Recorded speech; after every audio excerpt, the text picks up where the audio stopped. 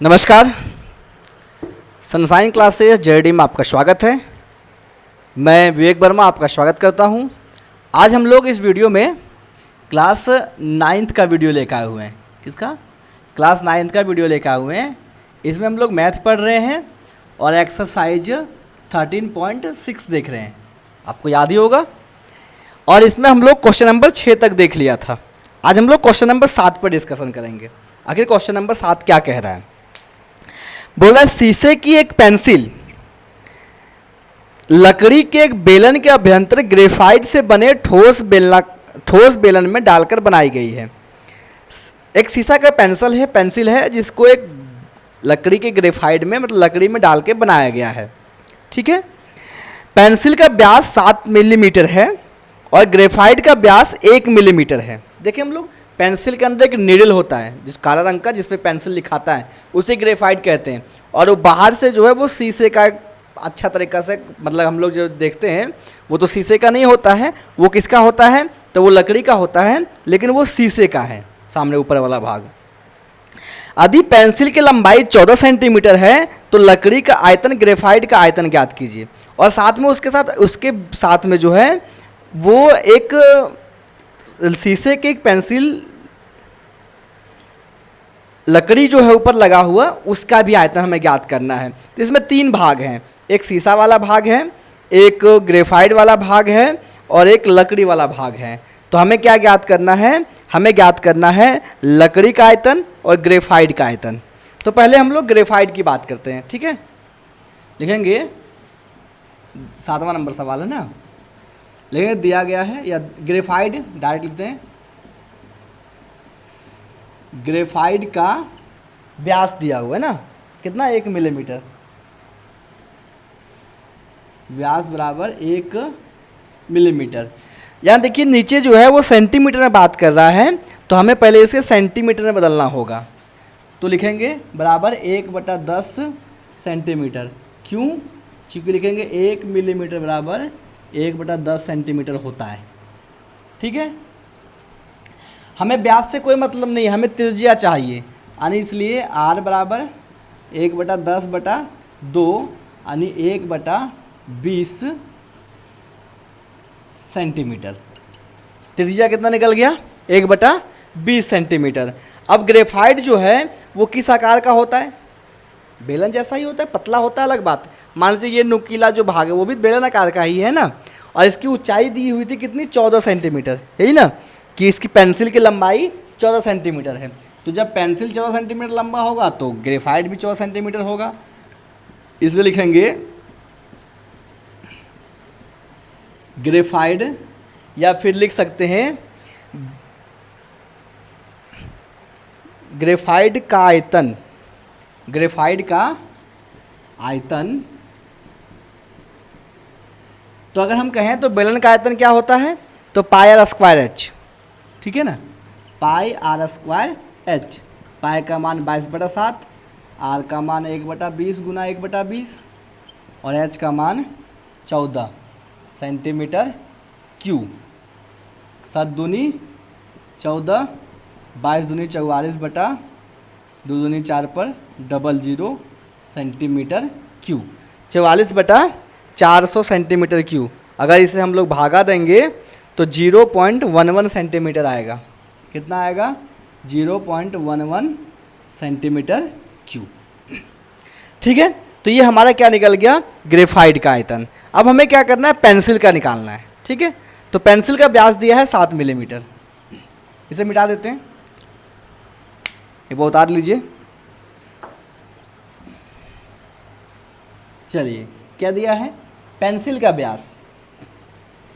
Pencil के चलते हैं, देखेंगे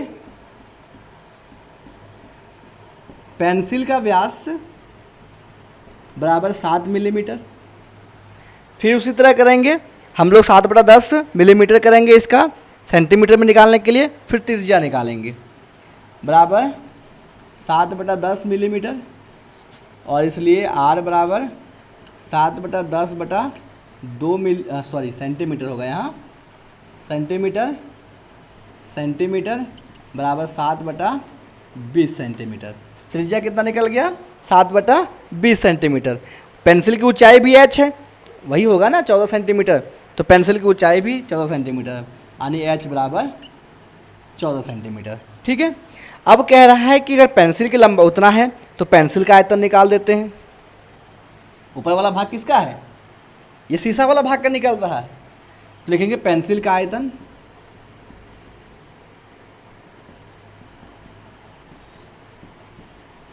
बराबर πr² h 22/7 गुना 7/20 गुना 7/20 गुना 14, 7 दूनी 14, 22 दूनी 44 गुना 7 बटा 4/00। अगर इसको हम लोग कैलकुलेट करेंगे तो हमारे पास ये इसका आंसर कितना आएगा 5.39 सेंटीमीटर क्यूब।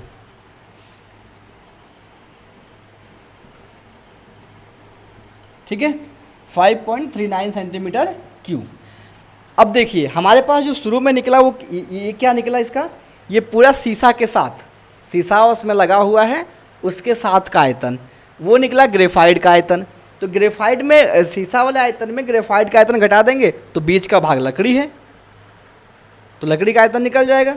चलिए, मतलब कह सकते हैं सिंपल सा भाषा में कहें तो आप समझिए कि पेंसिल के ऊपर जो पेंट किया हुआ रहता है ना कलर, वो कलर ये है, लाल ब्लू पीला कलर का होता है, और साथ में पेंसिल के नीचे जो निडल अंदर में होता है वो निडल का आयतन हमने वहाँ निकाला, कितना निकला था, तो 0.11 सेंटीमीटर स्क्वायर। ठीक है, अगर हमको पेंसिल की भाग का मतलब सिर्फ लकड़ी वाला भाग को निकालना है तो कलर वाले भाग में निडल वाले भाग को हटा देंगे तो बीच वाला भाग बच जाएगा। चलिए बढ़ते हैं इसे लिखेंगे, क्या पूछ रहा है, लकड़ी, पेंसिल के लकड़ी का आयतन लिखेंगे, पेंसिल में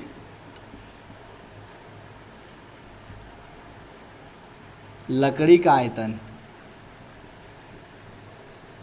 बराबर 5 पॉइंट कितना था 39 माइनस 0.11 सेंटीमीटर क्यूब। अगर इसको घटाएंगे तो हमारे पास आंसर आएगा 5.28 सेंटीमीटर क्यूब। यही तो आंसर है। ठीक है, आगे बढ़ते हैं हम लोग इस का लास्ट 8वां नंबर सवाल की ओर।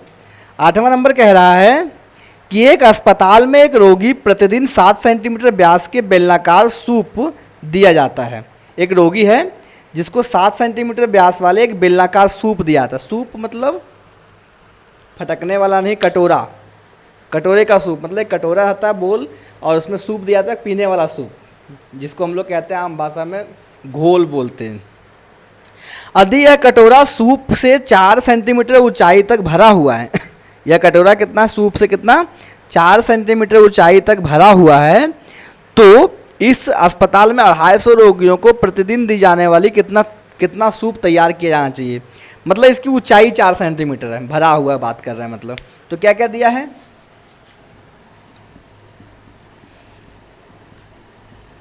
डी बराबर कितना है 7 सेंटीमीटर, यही ना, 7 ही ना, डी से कोई मतलब नहीं हमको, तो आर बराबर 7/2 सेंटीमीटर, एच बराबर 4 सेंटीमीटर, ऊंचाई 4 सेंटीमीटर है। तो क्या निकालेंगे हम लोग, बेलनाकार कटोरे की धारिता या आयतन लिखेंगे, बेलनाकार कटोरे की धारिता या आयतन बराबर πr²h। पाई का मान 22/7, आर का मान 7/2 गुना 7/2, एच का मान 4, 7 कट गया, 11 दूनी 22 कट गया, 1177 गुना 4/2, 7 चौक 28 काट बाकेट में 2, 7 चौक 28, 29 30, 308/2। अगर इसे हम लोग कैलकुलेट करें तो 15 दूनी 30 और 4 दूनी 15 और 4 दूनी 8, 154 सेंटीमीटर क्यूब, 154 सेंटीमीटर क्यूब। यानी एक आदमी को कटोरा में देने में जो है उसे कितना लगा, तो 154 सेंटीमीटर क्यूब। अब हमें कितना 250 आदमी को देना है, वो प्रतिदिन कितना देना है, 250 आदमी को हमें वो कटोरा देना है। हमें सूप कितना तैयार होगा वो बाद में निकालेंगे लीटर वगैरह में, पहले 250 आदमी में कितने सूप का आयतन, ठीक है। ये लिखिए,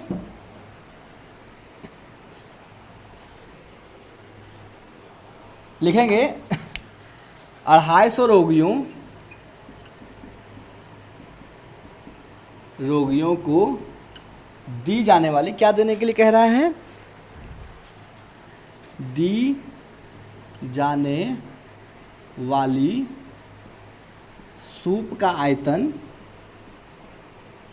बराबर कितना, 154 गुना 250 सेंटीमीटर क्यूब।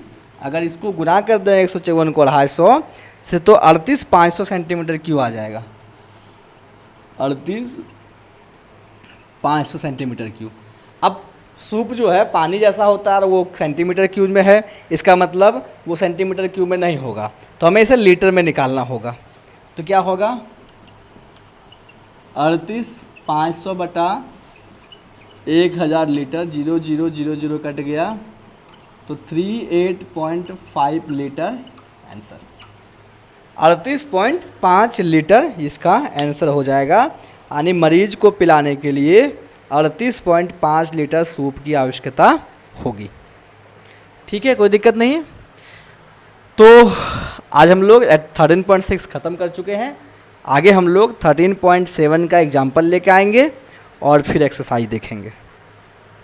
मिलते हैं नेक्स्ट वीडियो में। आप वीडियो को जहाँ लाइक करें, शेयर करें और लोगों के बीच भेजने का प्रयास करें, लोग ज़्यादा से ज़्यादा सीखें।